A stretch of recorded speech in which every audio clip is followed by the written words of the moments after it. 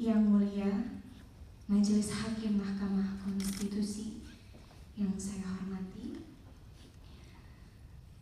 dengan hormat, saya Lestiani, dikenal secara profesional sebagai Lesti Kejora, menyampaikan pernyataan ini dalam kapasitas sebagai saksi dari para pemohon, guna memberikan gambaran nyata mengenai permasalahan hukum yang dihadapi para pelaku pertunjukan, khususnya penyanyi, dalam pelaksanaan kegiatan pertunjukan musik di lapangan yang kerap kali berujung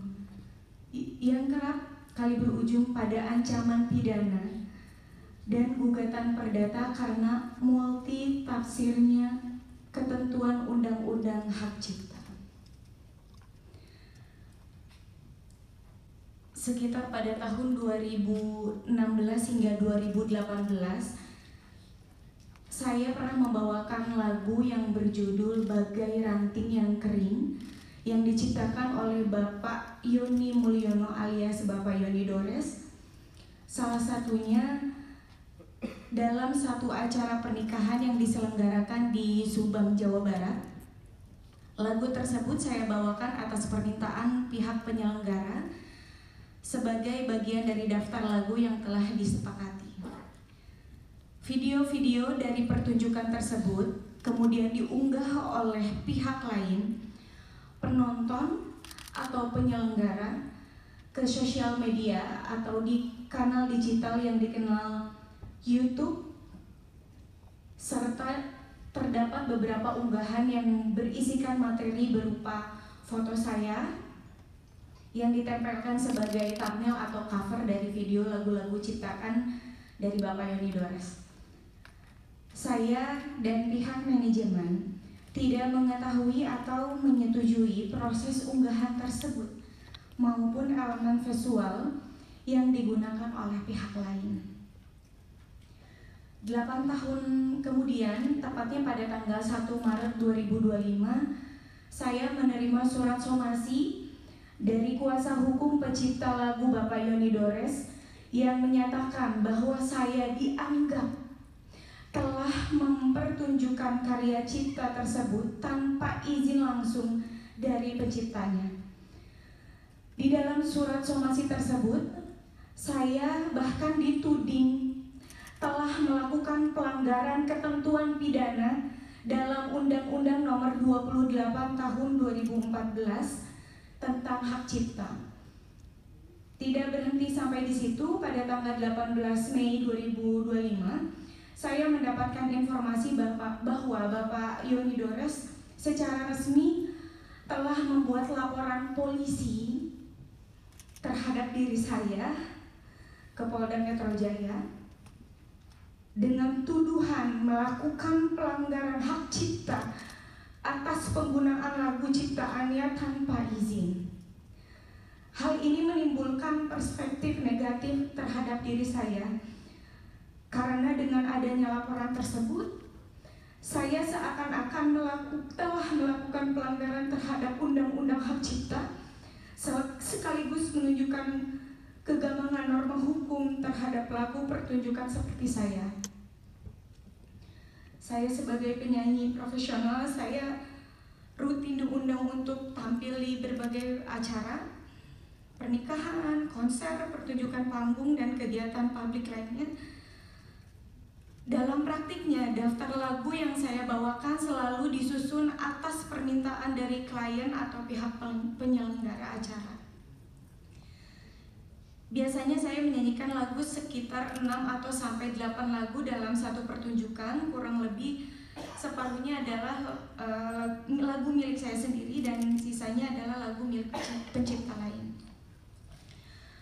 Bahkan tidak jarang perubahan daftar lagu terjadi secara spontan di tempat atau atas permintaan klien.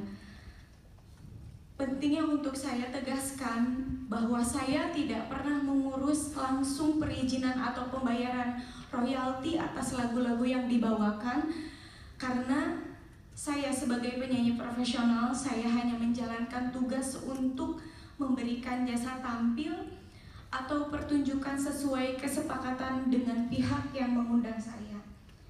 Sebagai penyanyi, saya tidak memiliki akses maupun kapasitas untuk mengetahui variabel-variabel komersil yang menjadi dasar perhitungan royalti seperti jumlah penonton, harga tiket, atau skala dan kategori acara sebagai yang dipersyaratkan dalam sistem lisensi yang berlaku menurut peraturan perundang-undangan.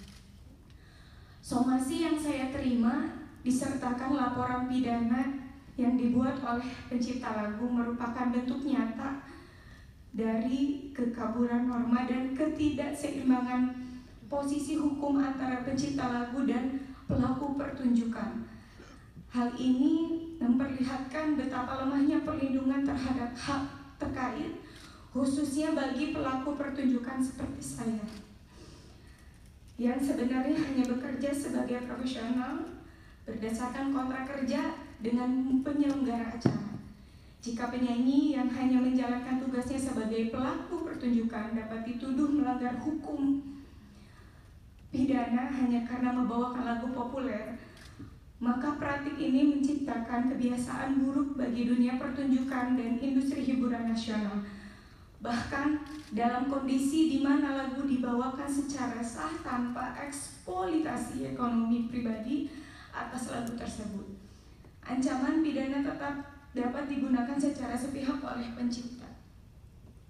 Dan bahkan sampai saat ini, izin yang mulia, saya masih digantung sebagai terlapor dan itu sangat berdampak negatif sekali kepada saya selaku.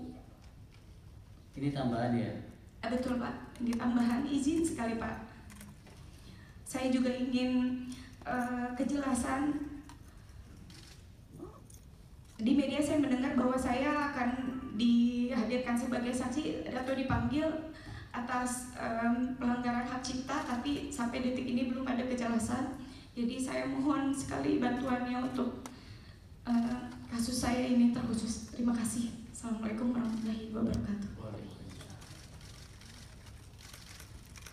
Kalau Leslie tidak punya lagu yang dicipta sendiri ya? Di situ duduk.